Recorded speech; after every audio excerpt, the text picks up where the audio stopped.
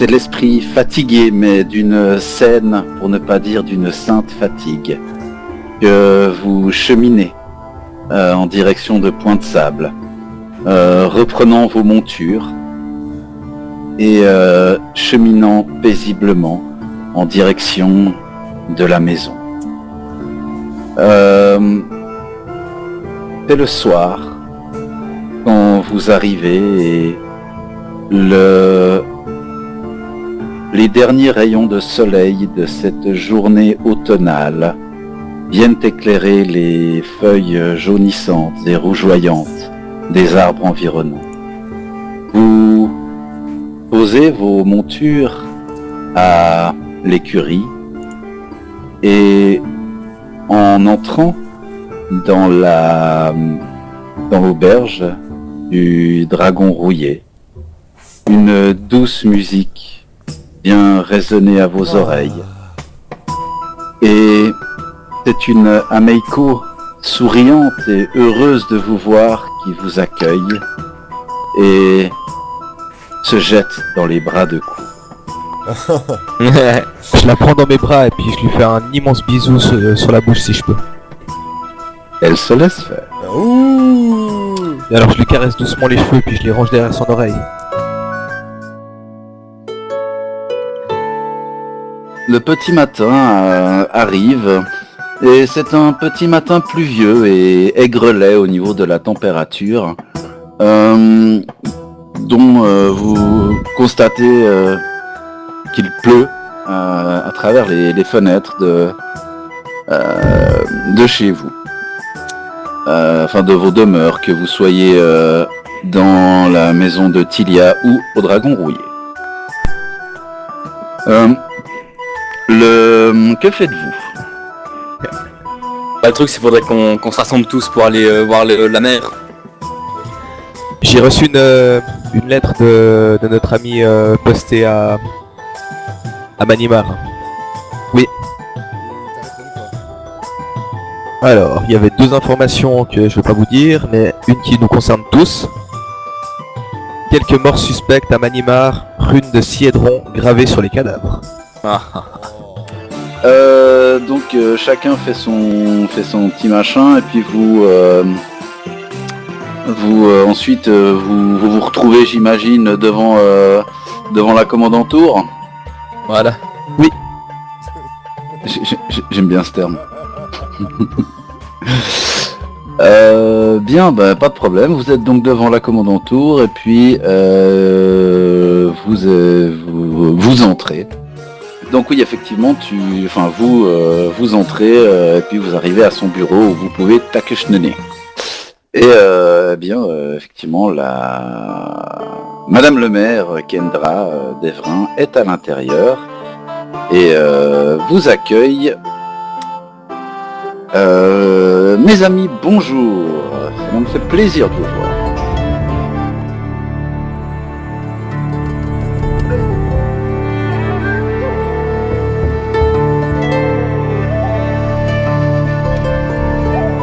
Alors, cette lettre était adressée à Alberne, Don Renard. Vous nous avez bien servi. L'échantillon ramené des grottes dépasse toutes nos espérances. Considérez que vos dettes envers les frères des Sept est entièrement remboursée. Cela dit, j'ai encore besoin de vous, et lorsque vous vous réveillerez de votre mort, vous devriez, avec l'esprit clair, être bien plus à même de comprendre que dans l'état où vous vous trouvez alors que j'écris ces mots. Je pense que vous vous souvenez du rituel de Siedron. Vous semblez à peu près lucide à l'époque, mais si jamais vous avez oublié après votre renaissance, retournez dans votre maison de Manimar. Mes agents vous y contacteront bientôt. Inutile que vous dérangiez les frères des Sept.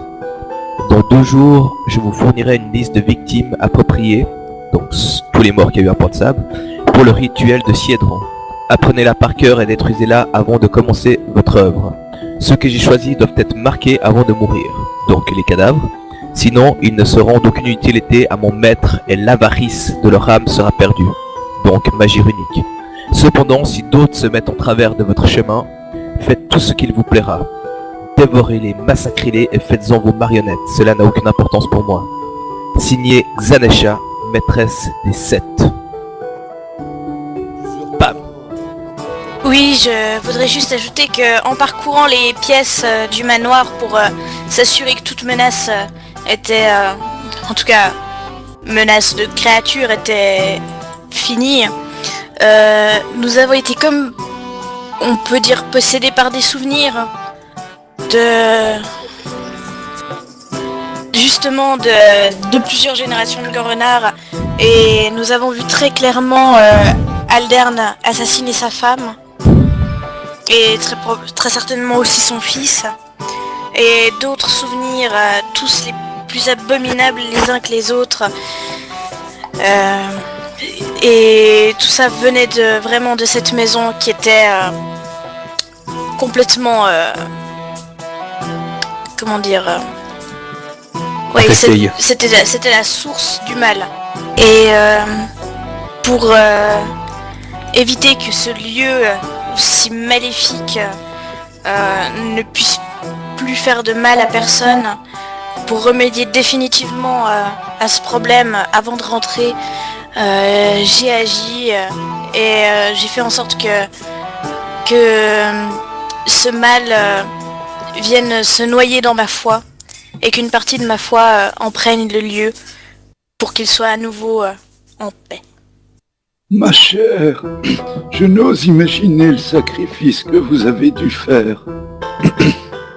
Et là, Je pense que ça valait le coup d'essayer. Trop de gens ont été corrompus par ce lieu, on ne pouvait pas le laisser comme ça. Et j'avais mes amis mes compagnons pour me soutenir, ils m'ont aidé et accompagné tout au long de la procédure et après pour nous enfuir quand la maison allait s'écrouler. et là, là, vous voyez Zantus qui se lève, qui étend les mains, et puis il a l'air un petit peu absent, comme ça, enfin pas absent, mais il a l'air de, entre guillemets, se concentrer. Et puis, Oh Desna, déesse des rêves, merci d'avoir accordé ta protection à ce groupe d'aventuriers. Merci à Sarenrae d'avoir accordé sa lumière et sa bienveillance à l'âme et à l'esprit de Tilia. Que tous les dieux bons de notre monde puissent la récompenser de son sacrifice.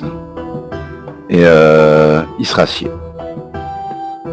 Alors je sais que j'ai la peau verte, mais on va dire que je rougis quand même. Donc elle prend une teinte brunasse. Étant revenu de Manimar, je vous suis reconnaissant d'avoir incarné l'autorité de ma fonction. Ouais, parce que c'est pas vous qui le faites en tout cas. Et là, il te jette un regard, mais Ouais, Prévost Sigu, je suis désolé, mais chaque fois qu'il se passe quelque chose, vous n'êtes pas dans les parages, donc je sais pas si la ville devrait revoir un petit peu vos fonctions, ou peut-être vous devriez prendre ça un petit peu plus au sérieux, je sais pas. Après ces paroles quelque peu inappropriées, je pensais aller à la cathédrale de toute façon pour prier car je n'ai pas eu l'occasion d'y aller depuis que nous sommes rentrés. Est-ce que quelqu'un veut m'accompagner? Avant toute chose, est-ce que le terme... est-ce que le terme rituel de Siedron vous parle? Alors entre vous. et là, il y a c'est quel le Siedron? Pardon, vas-y. il y a Brodert Quint qui prend la parole. En effet, cela, la rune de Siedron est quelque chose qui représente la magie tassilonienne. En effet, maintenant, mes connaissances en la matière ne sont pas assez affûtées pour pouvoir donner plus de précision, mais il semblerait effectivement que la magie tassilonienne ayant trait aux vertus, entre parenthèses, enfin entre guillemets vertus, plutôt vices cardinaux des maîtres du Tassilon, il est effectivement fort probable que Lady Maître puisse être alimentée par le pouvoir d'âmes défuntes, par l'entremise d'un rituel ou autre. Ce qui est assez inquiétant, ces seigneurs étant censés avoir disparu il y a bien longtemps, cela signifierait-il de leur 1, 2, 3, 4, je recommence. Cela signifierait-il leur retour? J'en suis inquiet. Si ça se trouve, le mal, trompe ses dévots dans le but certain de les que leur propre volonté soit faite, quitte à ce que leurs pions ne meurent comme les étrons qu'ils sont. Ça ressemble à l'éthique, entre guillemets, d'un serviteur de la Mashtu.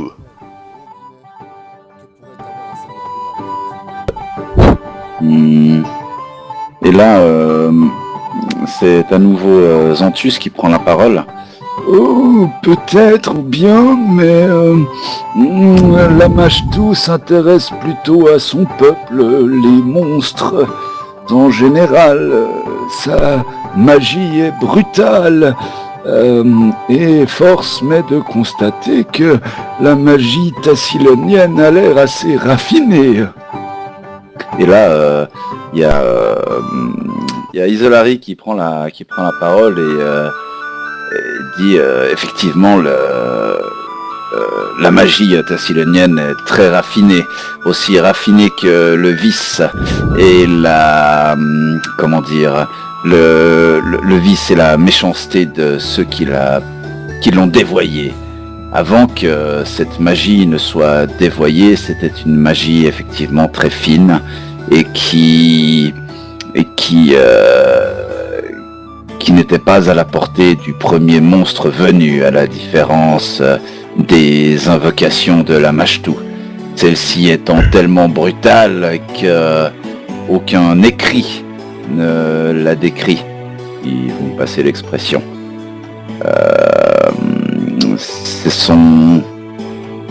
Oui, il n'y a pas d'écrit à proprement parler de la Mashtu, enfin pas à ma connaissance. Mais oui, effectivement, je vois une assez grande différence entre le très peu que je sais de la magie tassilonienne et la magie divine de la Mashtu. Je ne suis pas certain qu'il y ait un lien direct. D'ailleurs, pendant notre voyage, pendant que nous serons absents, montez la garde, Prévôt Sigu. Nous ne savons pas où on est Nualia. Nous ne serons pas là pour protéger votre ville. Comment va-t-il faire? Non, moi je donne un coup de coude dans la cuisse à Kourou. Moi, je Arrête, ça te fixe le Prévôt Sigu dans les yeux en lui montrant, mais t'es personne, mon gars. Là, il te regarde droit dans les yeux aussi et je ferai mon travail. Et là, il a les dents serrées. Ouais, t'as touché un point sensible, visiblement. Je dirais une dernière chose avant de m'en aller. C'est qu'au moment où il se passe quelque chose à Manimar, vous en revenez. Vous êtes toujours dans les temps, Prévôt Sigu. Je finirai là-dessus. Et là, je crois que enfin, non, je crois pas. Tu entends carrément un grincement de dents qui émane du Prévôt Sigu. T'en as mal à la mâchoire pour lui. Je le regarde avec un sourire suffisant, tu sais. Continue à sourire dans mon coin. Non mais très pro, le prévôt ne fait que de grincer des dents. Je me lève, je remercie tout le monde sauf le Prévôt Sigu, puis je pars.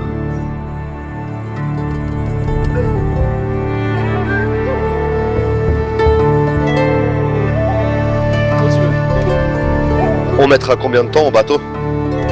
Vous mettriez une dizaine de jours. D'autant que vous pouvez faire embarquer vos canassons sur le Batal. Non, alors on peut faire ça. Ça coûte combien à ce moment-là? Pour 40 pièces d'or pour le trajet. Oh oui. Hein? Le tout. Ah ouais, nickel, oui. Bon, on fait ça alors. Ah ouais. Ok. Si j'avais pris le bateau. Alors bon, le bateau, c'est quand même pas super courant, hein, vu que il y en a peut-être un par semaine, quelque chose comme ça. Allez, bah vu que t'as jamais pris le batal, Tilia, lance-moi un des 8 et tu relances les 8. De quoi? J'ai pas compris. Attends, je Lance-moi un des des 8, si tu fais 8, tu remplaces. Ok, le bateau arrive demain. Bien joué. Le prochain J'assure. bateau pour Manimar est demain. On profite d'une petite journée tranquille. Ouais, on en a besoin. Je vais chouchouter Ok. mes petits gobos. Ok, donc pour votre journée de congé, qu'envisagez-vous de faire? Donc Tilia a chouchouté ses petits gobos, ok. Les autres? Je vais apprendre des trucs à Mistral, lui apprendre des tours. Ok, Je vais voir Meiko. d'accord. Eh bien, je pense que je vais passer du temps auprès de ma mère et de Gary. Ça fait un moment que je ne les ai pas vus. Mhm.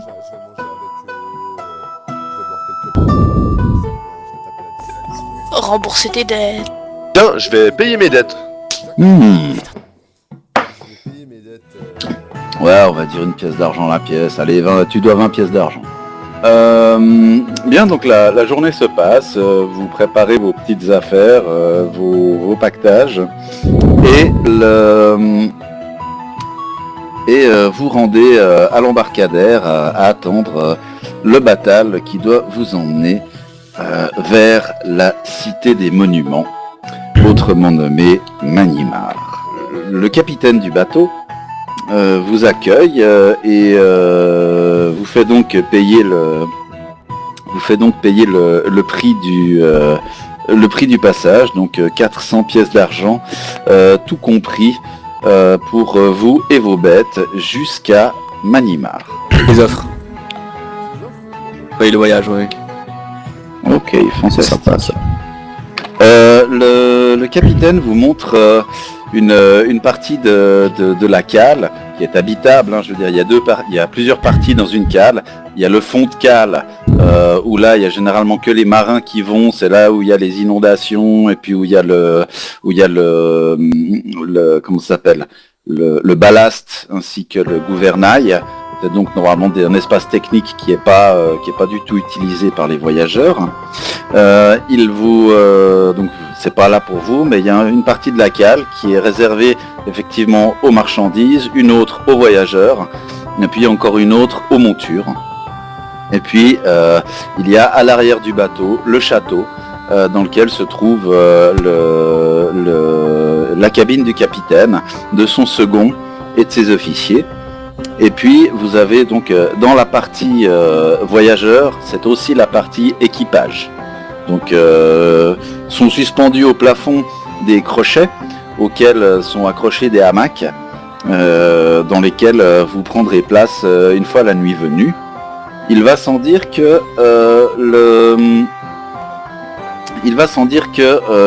pendant la journée, il y a quand même pas mal d'allées et venues dans cette cale. Donc en règle générale, en dehors du fait s'il y a des malades ou des choses comme ça, normalement les hamacs ne sont pas disponibles pendant la journée. Ce navire est une goélette.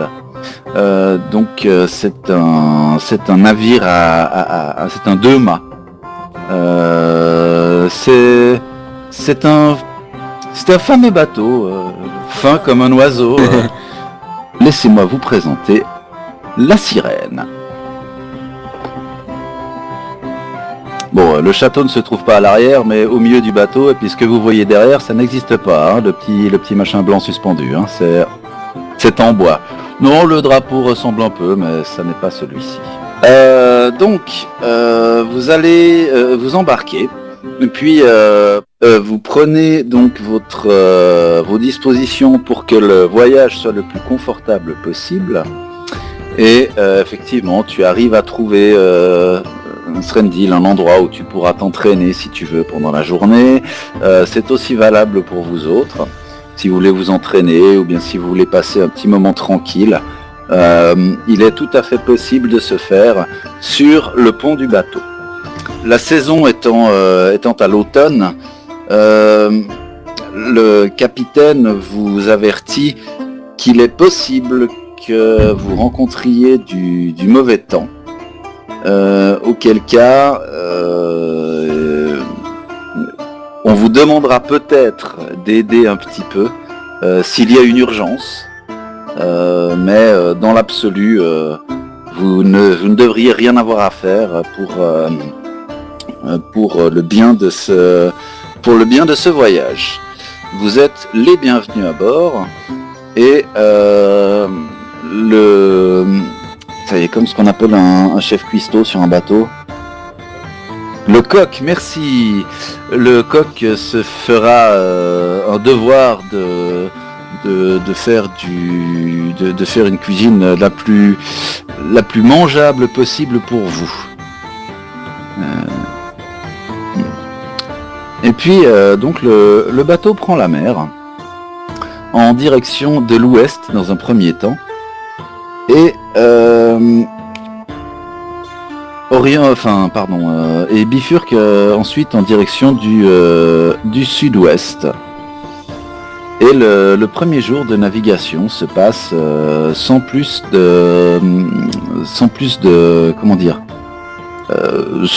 d'amusement ni d'encombre que ce soit. Faites-moi cependant tous, je vous prie, un jet de fortitude à -3. Alors effectivement, Srendil et Kuro, vous n'avez pas trop de peine à vous habituer à la houle et au vent. En revanche, effectivement, Rain et Tilia, vous qui avez plutôt l'habitude des forêts et des souterrains, passez la première mi-journée, vous éprouvez un désir et un besoin certain de vous séparer de votre petit déjeuner et en tapisser le bord de la goélette. La première journée se passe, donc nos deux petits amis sont terriblement malades. Mistral vient un petit peu picorer l'épaule de Rain, comprenant pas tellement ce qui se passe, il l'a rarement vu dans cet état-là. Quant à toi, Tilia, tu appelles ton cousin Jörg, n'est-ce pas? Jörg par-dessus la balustrade. Et inutile de dire que les marins du bord vous regardent d'un air amusé et somme toute compréhensif parce que vous n'êtes pas les premiers passagers à ainsi acidifier le bastingage de leur fier esquif. Le deuxième jour, vous avez réussi à surmonter les hauts le cœur que vous instillait la haute mer. C'est pas encore le pied géant pour vous d'être sur un bateau, mais au moins vous ne dégueulez plus, c'est un bon début, et en plus ça arrive.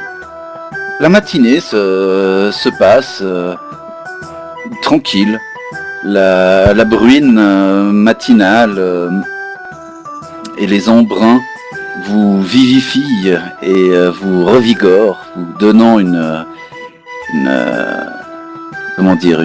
certain entrain au voyage. L'odeur de l'iode et le cri des goélands vous poussent à rêver à des horizons lointains. Au point que, appuyé au bastingage, vous voyez au loin des paysages exotiques, comme s'ils étaient vrais. Vous voyez des îles avec des arbres étranges et des populations à moitié nues. Vous voyez des paysages faits de glace dans une nuit éternelle ou presque. Et vous voyez un bateau qui bat pavillon noir et... Mais attends, c'est pas un paysage ça? Et c'est là que Rain, qui a rêvé voir ce paysage-là, se dit non, mais ça n'est pas un paysage, c'est effectivement un bateau à pavillon noir qui qui semble venir de bâbord arrière. C'est pas normal. Quoi donc? Je crois qu'il y a un bateau qui essaie de nous accoster. Oh, d'autres touristes? Non. Putain, j'ai envie de la jeter à la mer, je t'assure. D'autres touristes. Est-ce qu'on voit un signe distinctif ou des gens sur le bateau? Alors, c'est un petit peu loin, mais effectivement, il y a, tu vois un signe distinctif, oui. Alors, il y a un pavillon noir en dessous duquel il y a un deuxième pavillon, qui, si tu connaissais l'endroit, te ferait penser au canton de Zurich, sauf que ce n'est pas bleu et blanc, c'est noir et rouge, et il y a l'air d'avoir un dessin au milieu de tout ça. Ouais, non, non, ça te dit rien, écoute, comme pavillon. Bah j'étais sur une île où il y avait beaucoup de bateaux, je vais essayer de regarder aussi. Mhm. Alors effectivement, le fait que tu aies passé du temps sur une île avec plein de bateaux, cet étendard te rappelle un empire. Te rappelle un empire auquel il ne fait pas vraiment vivre. Les langues habituelles parlées dans cet empire sont le commun et l'infernal. Ce n'est autre que l'empire de Géliax. Oula, c'est les sous-fifres à Asmodée. Entre autres. Oula. Moi, pendant ce temps, je voulais me diriger vers quelqu'un de l'équipage pour lui dire il y a un bateau là-bas. Ouvre bleu! Branle-bas de combat! Ça commence à s'agiter sur le bateau. Le capitaine qui souquait les Artémuses, enfin, etc. Et là, le bateau qui n'était pas complètement sous le vent, il prend la direction sous le vent. Toute voile dehors pour essayer de distancer le navire assaillant. Donc voilà, c'est le branle-bas à bord du Batal, et les marins semblent en position pour tous à leur poste, on va dire, pour accélérer tant que faire se peut le bateau. Et quelques minutes se passent et visiblement le bateau corsaire, parce que c'en est un, continue à gagner de la distance sur vous. Oui. Je m'excuse, est-ce qu'il y a moyen de tirer des flèches enflammées sur leur pavillon, histoire de... Alors ils sont encore un peu loin, hein. Ils sont à plusieurs encablures. Tiens, du reste, ça vaut combien une encablure? Je sais pas. Mais enfin, ils sont à plusieurs, on va dire, centaines de mètres encore derrière vous. Vous les voyez, vous les avez discernés dans la brume. Mais bon, ils sont pas encore très très visibles. C'est que vous avez de bons yeux pour avoir vu le pavillon chez l'Axien. Mais il est éventuellement possible que tu puisses faire ce genre de choses ultérieurement, oui. D'accord. Alors je prépare quand même mon petit briquet, tout va bien pour faire du feu, pour enflammer des flèches. Pareil. Ok. Le capitaine utilise un langage que vous ne comprenez pas. Et puis c'est un langage qui semble très... comment dire, qui semble composé de mots très concis. Qui ne vous rappelle absolument aucun langage existant. Et il prononce quelques mots rapides, et vous remarquez que au quart de tour, son équipage agit suite à ces cris dans ce langage étrange. Son second et le deuxième officier viennent vers lui suite à un de ses cris, et il leur fait Briga, derrière, mais pas les choses importantes. Et puis là, de nouveau, les gars, ils sortent des trucs dans ce langage-là, et voilà, Tipa, qu'il y a des marins qui vont vers la soute, foncent vers la soute, et vous voyez qu'ils commencent à sortir des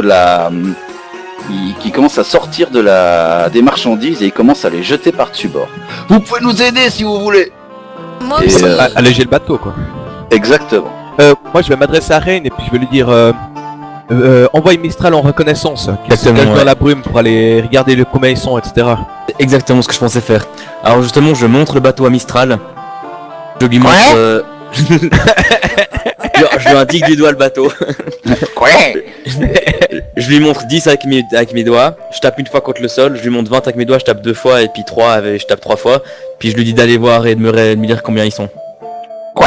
Et oui, je sais pas le bruit que fait un faucon, alors je fais le vrai con.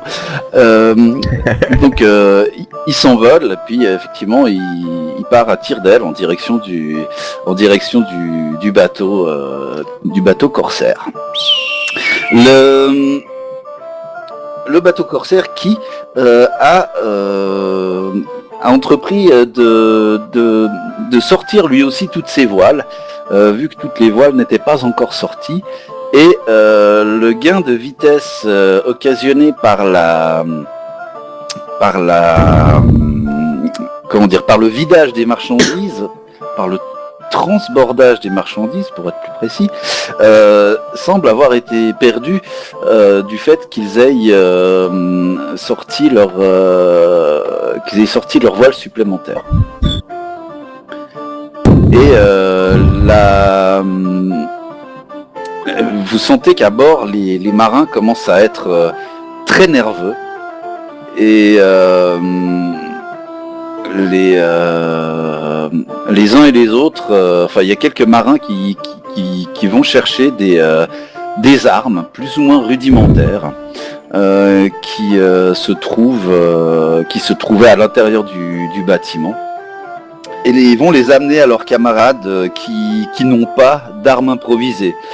Typiquement, il y a des gens qui sont au cabestan, ils peuvent se servir des axes du cabestan pour pouvoir taper. Donc eux, on va pas leur donner d'armes, ils ont déjà plus ou moins le nécessaire pour assurer leur défense sous la main.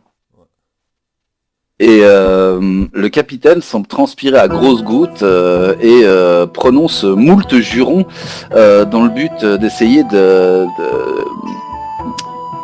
stimuler ces marins à faire plus encore. Ils sont Est-ce toujours que- pas... Pardon.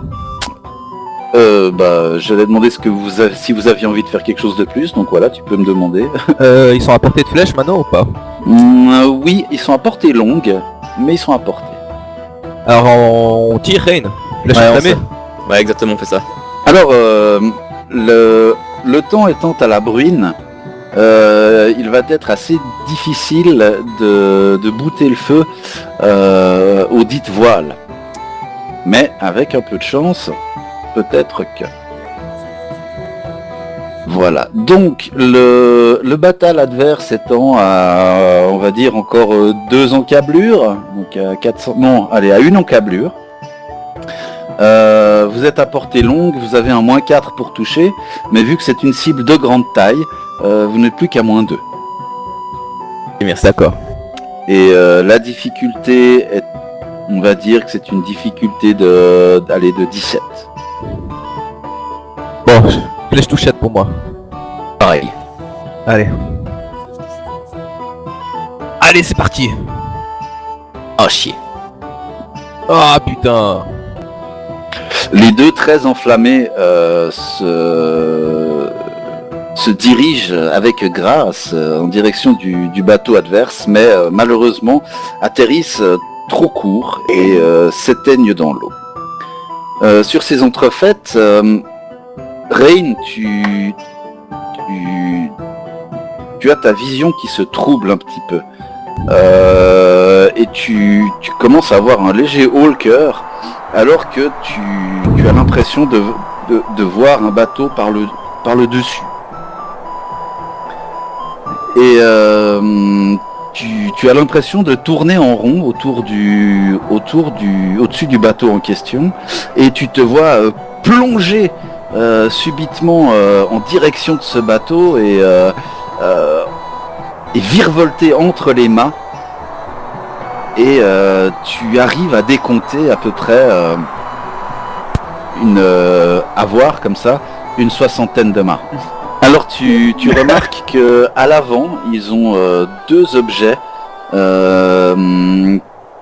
de chaque côté du bateau, enfin à l'avant du bateau, à bâbord et à tribord, ils ont 2 espèces de tubes métalliques qui ont l'air d'être posés sur des espèces de petits petites chariotes. Et ils ont l'air d'être en train de brosser l'intérieur de ces choses-là avec une longue tige et puis ce qui semble être une brosse métallique au bout. Et tu vois qu'il y a un autre marin qui approche avec une grosse boule dans les bras. Et puis la vision se brouille pour revenir à la norme, alors que tu voyais 2 cerfs s'approcher d'une corde et un bec commencer à ronger la dite corde. Ils sont une 60aine et ils préparent les canons. Tu sais pas ce que c'est qu'un canon. Ah, je croyais que j'étais revenu moi-même. Si. Mais Ah, ok, t'as jamais vu de canon, tu n'as pas connaissance de la poudre noire, Ok. La poudre noire existe, mais c'est loin d'être courant.